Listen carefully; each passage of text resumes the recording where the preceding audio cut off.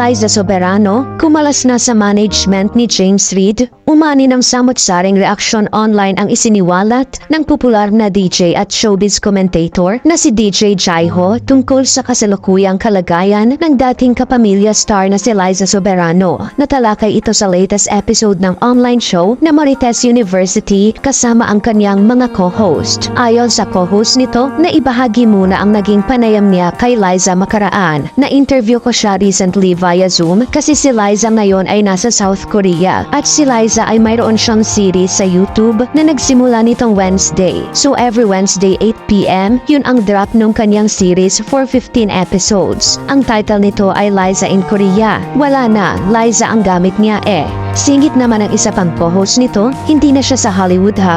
Tugon ng isa, ay hindi kasi eto na. Tinanong pa rin yan, sabi parang, Liza, kamusta ka ba ngayon? Are you into vlogging or acting pa rin? Sabi ni Liza, I don't know if you are all aware na sa Hollywood daw ngayon ay mayroong tinatawag na actors strike. Parang nasabi niya na she's part of that group ng mga actors strike.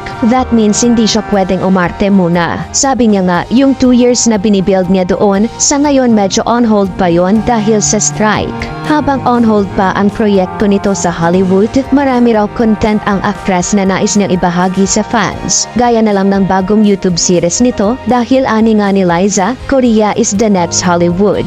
Sa kabilang banda, ikinagulat naman ng ilang netizen ang naging revelasyon ni DJ Jaiho tungkol sa di umano pagkalas ni Liza sa management ng Careless at sa kanyang talent manager na si James Reid. Ani DJ Jaiho, ayon po sa aking very reliable source, ang chika nga raw po ay wala na nga raw po itong si Liza under the management of Careless and also even kay James wala na raw.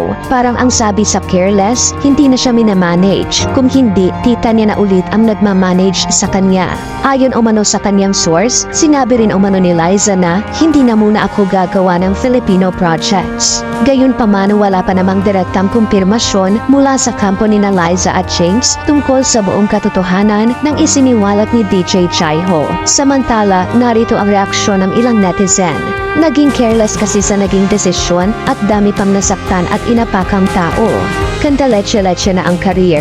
Buti pa si Enrique may comeback movie na. Kapag ungrateful ka talaga, mawawala lahat sa'yo. Grabe manghusga mga tao, parang alam ang buong kwento. There's nothing wrong to give up and try other things. We made our own destiny. Kumalas na nga kaya, ano ang opinion mo sa kalagayan ngayon ni Liza Soberano?